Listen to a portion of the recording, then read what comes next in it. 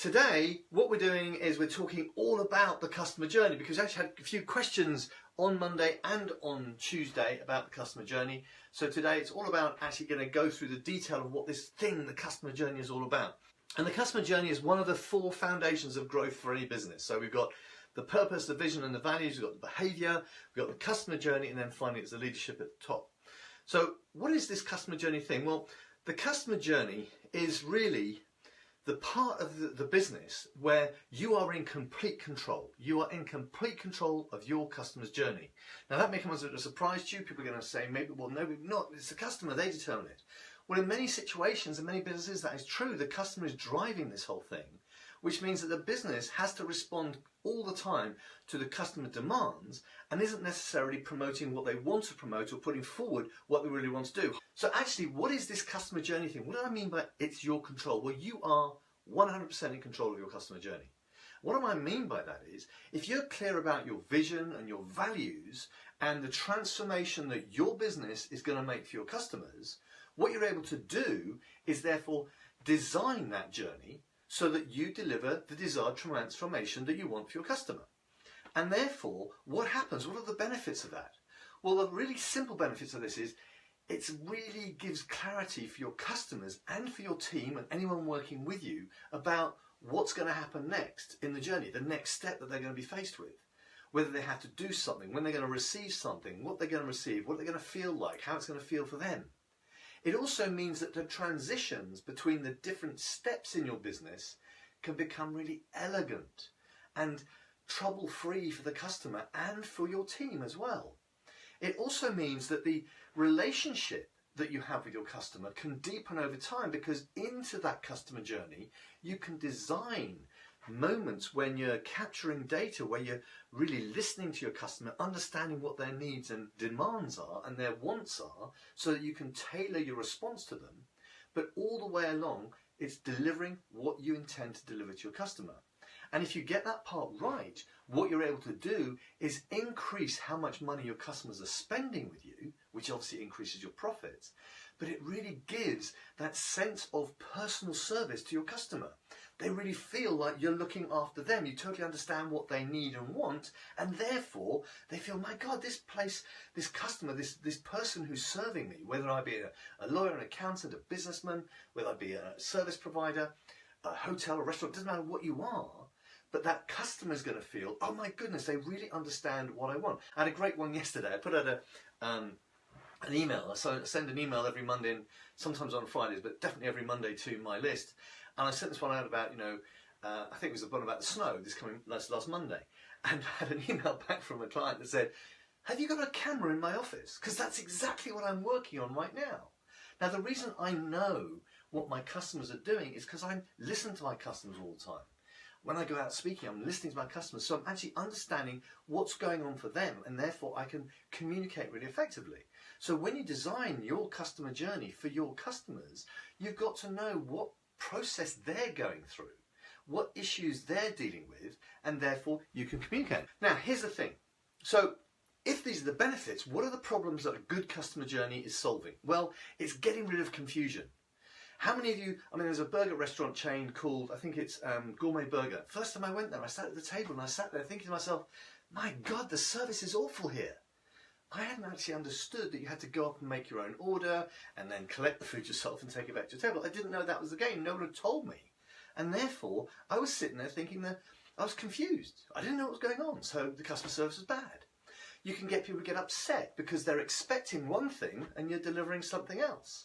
Well, that's a really important part of the customer journey. We'll come to that in a second. It can stop you losing customers. If you have a really good customer journey that's well defined, your customers are getting more consistent service. Whatever type of business that is, whether you're an accounting firm, it doesn't matter what you do. You could be a builder's merchant, you could be a builder. But if you're delivering a consistent level of service and the customers know what's going on and they know what to expect next, they're going to stay with you more. And you'll avoid that problem of people making it up. Because especially if you're working with other people who are helping you provide the services to your customer, if they're unsure of the next step themselves, well, we know the customer's going to be unsure of what's going to happen next, but if the person doing the work is unsure of what happened next, they will make it up. And then the next time your customer gets to that point in the journey, someone will make it up differently and it'll be inconsistent service again. So we don't want to have that. And the other thing is that it'll really undermine the energy, the enthusiasm, the motivation of people working with you, because they'll be going, well, what do we do next? They'll be confused. They won't understand what they're part of. So there's 4 key parts to the journey. The first part is attraction. That's actually how you go out in the world and go, oh, here am I, it's me, Adrian, come talk to me. That's the attraction part. And there's lots of elements to that. The second part is setting up the expectations of your customer. So if you've sold your customer your products and services, from the minute they're gone, yes, I want to buy, to the moment when you start delivering it, that's the next element in the journey, there's this gap. And in that gap, we have a wonderful opportunity to create the relationship, to start building that relationship and set up the expectations of the customer so that when they arrive to meet you, to actually be served by you, then they're ready to receive what you're going to deliver. They are clear in their mind of what you're going to do for them, the transformation you're going to deliver and how it's going to be working. So they're already halfway down the journey before they even arrive. And the really secret ingredient about that bit is when they arrive, you know what they expect because you've set them up so well, so now you can just do that little bit extra. You can deliver extraordinary experience to them, and that extraordinary, it doesn't have to be huge, but you know what they're expecting and you just go that little bit more. So suddenly going, wow, this is extraordinary. You get the wow factor. Whoa, we love that. And then it's all about the delivery piece. Now, delivery is the part which most people sort of focus on, but miss out huge chunks because they make assumptions. They think the customer knows how to get from here to here, but maybe the customer doesn't. You need to make those transitions elegant for the customer. And finally, the part of nurture. Nurturing your customer. Now, nurture happens all the way through. It's the glue that holds the whole thing together. But the nurture part of the actual journey is when you are trying to deepen that relationship. Get your customer to fall in love with you. Actually fall in love with your business. You fall in love with the customer in an appropriate manner, of course. But you are falling in love with the customer's falling in love with you. That relationship, that bond becomes really strong and they become your raving fan. So, the 4 steps are really simple. Attraction, setting the path for your customer, letting them know what the steps are, making sure that those steps aren't too complicated. You know, if you look at your current journey, do the customers have to sort of leap through hoops to get to you? I try and simplify my journey the whole time. For me, it's all about doing Facebook Lives, doing things, promoting posts, doing speaking events, all to get myself in front of my customer to sit down, to have a phone conversation or sit down with them face to face to talk about their challenges. And then we design what happens next together. Because I can design my work to suit the customer, but I have a framework. The framework is how I take my customers from A to B, from being a business where they're slightly challenged and want to grow to a business that's growing really successfully. I know all the elements of my customer journey and I can take people at different points at different times because I'm really clear about what the whole thing looks like. So it doesn't matter where someone comes in and joins it, I can take them on a clear journey very quickly because I understand the whole thing. And if you are working in a business, which is really important, there's lots of different elements going on, having clarity of that journey for everybody can see the big picture and the minute detail, then they are going to be really able to take a customer from one place to another. It may not be the normal route, but they'll know if they're going to change the route, what other things they've got to consider. That's really important. Setting the expectation is so important as well, because you set the expectation right, the customer is going to be prepared for the next step. You've prepared them for the next thing. Remember, Tony Robbins says the offspring of opportunity and preparation is what we call luck. You know, a lucky customer feels lucky because you're looking after them, because they're prepared to receive what you're offering and you're prepared to deliver it really well. Then the delivery part.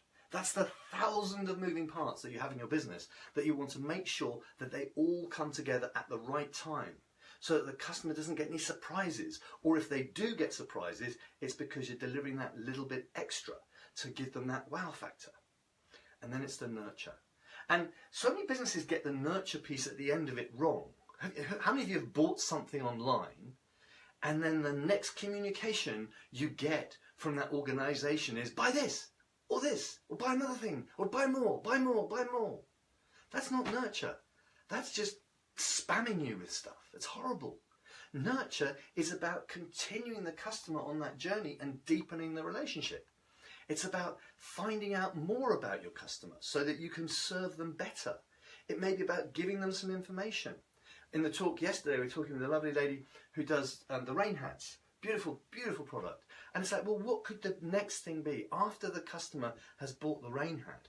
What could they then send them that would be a nice little thing for them to get, which wouldn't be selling them anything else, but it would be adding value. So it might be how to care for your rain hat, because they're beautiful, these rain hats, absolutely gorgeous things.